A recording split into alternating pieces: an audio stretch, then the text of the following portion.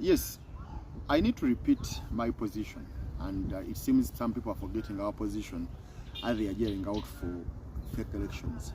Our position is to boycott Museveni fake elections, and this remains a constant, no matter whether I hug Jagulanyi, no matter whether I retweet Akiso Benjamin standing in where he's standing in is it Toroma County, no matter what. Our position is boycott Museveni fake elections. And let me tell you, these stories, who is better? Should we bring Motu? Should we bring Chagulanyi? Who is a better candidate? That is nonsense. Fake elections have no better candidates. Fake elections have no results. Fake elections cannot generate anything.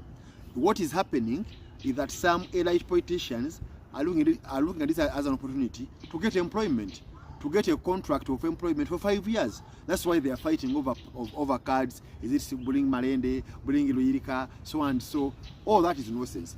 It's actually deviating citizens from the noble duty, constitutional duty under Article 3 to remove Museveni, who amended the constitution unconstitutionally in 2005 and 2017. So let's stick to that.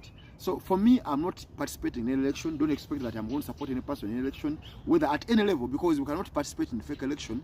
Yet our main aim, we want to see the dictator going. And how is he going? Not through elections.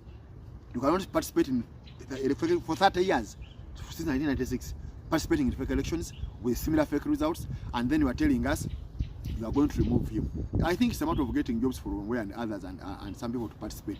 That's why even Chagulanyi found it hard at Kwara Society to explain why they are participating in fake elections. He gave it to Bagwere to explain. We also failed to explain, except saying that they need to go to parliament and that Museveni will make some people stand. If Museveni makes people stand, let them stand.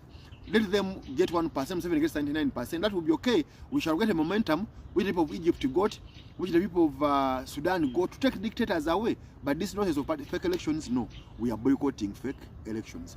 Don't forget our fundraising is ongoing via 701-88-1231 and 787-263-086.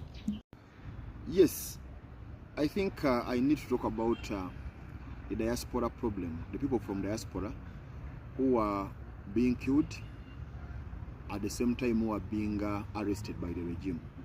It seems there is a plot, there is a clear agenda which has been taking place for some time, I think 5 to 10 years back, to ensure that diaspora people are intimidated from coming back to Uganda. How do you intimidate them?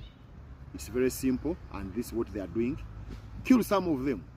Some people should be killed by criminals, and we don't know where these criminals are coming, either from the state or wherever. Because just imagine a woman was killed, a couple was killed in Entebbe on Sunday, but the news of their death came to public light on Tuesday. So who was hiding that information from us? Those are all the questions. Arrest them. This president of Uganda Federal Alliance, up to now, is nowhere to be seen. He was arrested the moment he came to airport. So some years back, some guy who was running a church, of course they used to film me, but that was not an issue.